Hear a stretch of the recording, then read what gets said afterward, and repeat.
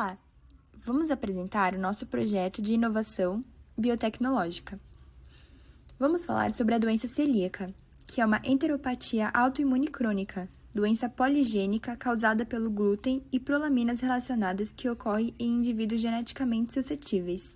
Com essa doença, vai ocorrer a destruição do revestimento intestinal por conta dos fragmentos peptídicos específicos de glúten, como a proteína encontrada no trigo, cevada e centeio.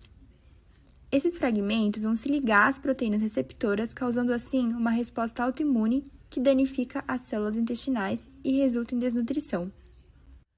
Objetivo: a doença celíaca afeta 1% da população mundial, segundo a Organização Mundial da Saúde.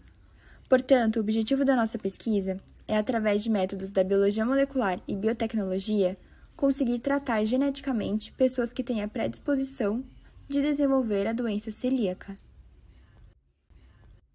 Como vimos antes, a doença celíaca é uma doença autoimune crônica, causada pelo glúten e prolaminas relacionadas. E devido à ligação dos fragmentos peptídicos específicos de glúten com as proteínas receptoras codificadas pelos genes HILA-DQ2 e DQ8, ocorre uma resposta autoimune, danificando então as células intestinais e resultando em uma desnutrição. De origem genética, pode causar diarreia, anemia, perda de peso, osteoporose, câncer e até déficit de crescimento em crianças.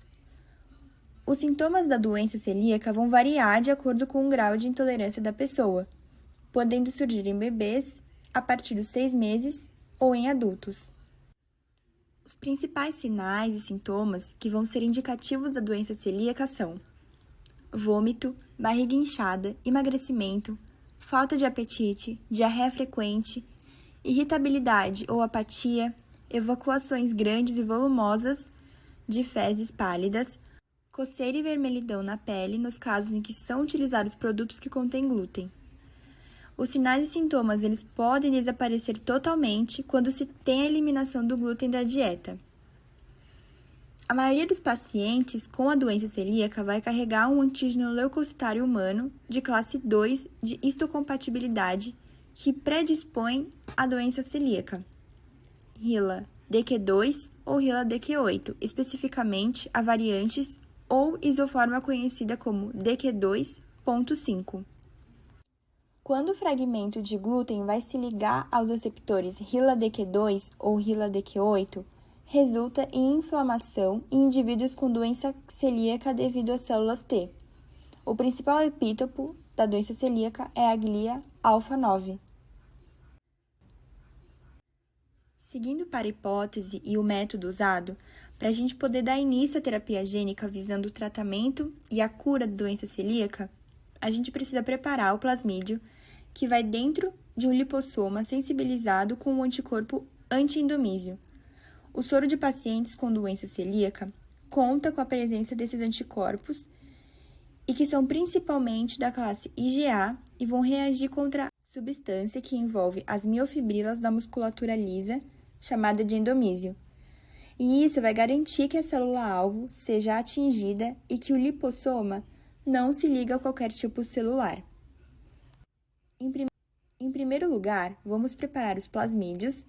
Cada lipossoma vai ter um plasmídio com os genes CRISPR-Cas9 e o gRNA, que vai indicar a sequência desejada para o corte, e um outro plasmídio com a sequência MOLD para reparo.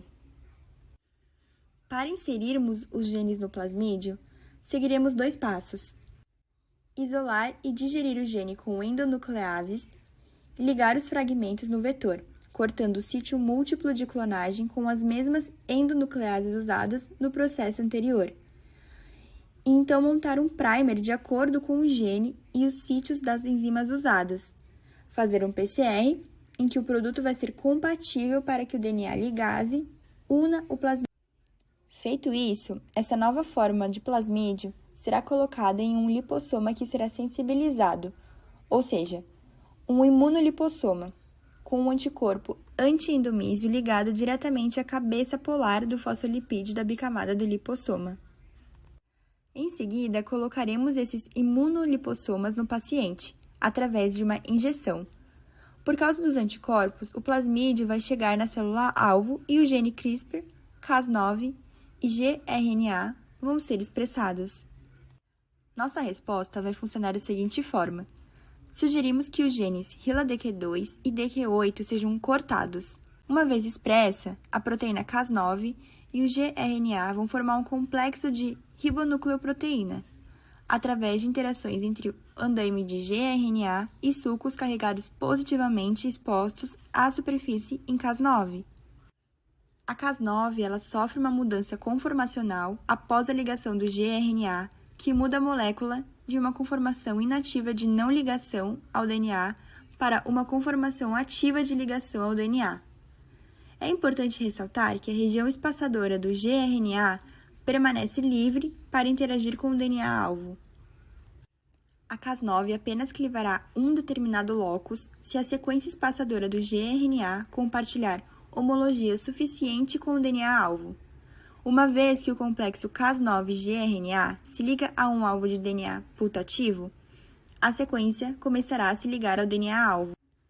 O resultante é então reparado por uma das duas vias gerais de reparo, a de reparo dirigido por homologia, HDR, que precisa do modelo de reparo e deve conter a edição que vai ser desejada, ou a junção de extremidade não homóloga.